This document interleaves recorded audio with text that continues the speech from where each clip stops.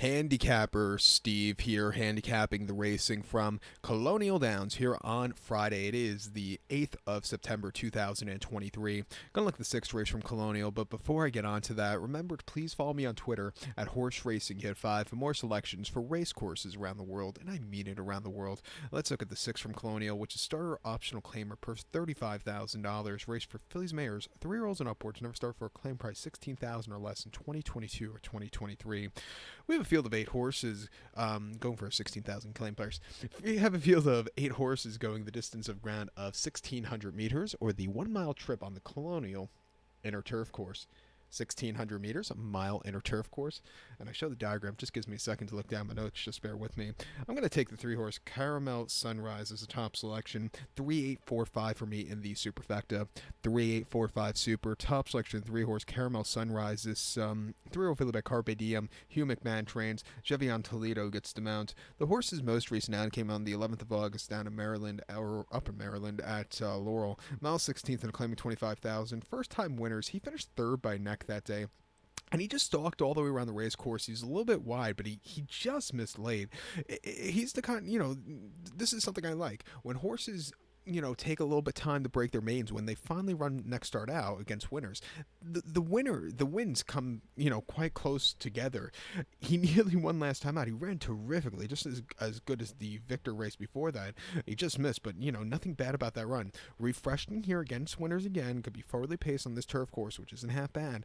I expect him to really run another good race and win. 2 back on the 9th of July at Laurel, 1 mile maiden 45,000, and he won by length, and from the inside he stalked, he was on the front end, he quickened up nicely, and he went away with it. A very good 65 bar in Victor that day. And then at Laurel on the 25th of July, main 24,000. He finished second by neck. He had a wide trip that day. He stalked that day.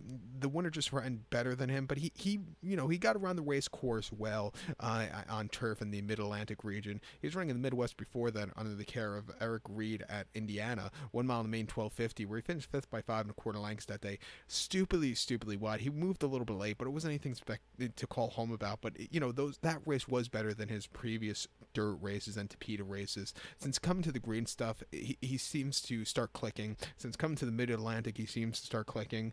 I'm going to use him here on this ticket. I think the 8-horse Ultimate Mission for Colby Hernandez can win also. He ran here a few weeks ago in a claiming 1250 over the mile 16th, where he finished second by nose, and he was way out of it early on and had a very wide trip. He just missed late, but she ran her heart out that day. Prior to that, at Indiana, 1 mile in a claiming 30, she finished third by length. Again, sat back early, but was really closing up well late. I was only won once. That came in Indiana last summer, nearly a year next week, with the horse one going away.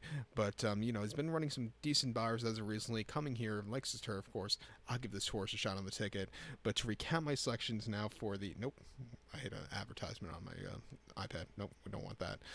But to recount my selections for the 6 from Colonial, gonna go take 3-horse Caramel Sunrise. Give kudos to the 8-horse Ultimate Mission. Where are we? 3-8-4-5 Super. 3-8 in your multi-race. So good luck to all. Please follow me on Twitter at Horse Racing Kid 5. Good luck, everybody.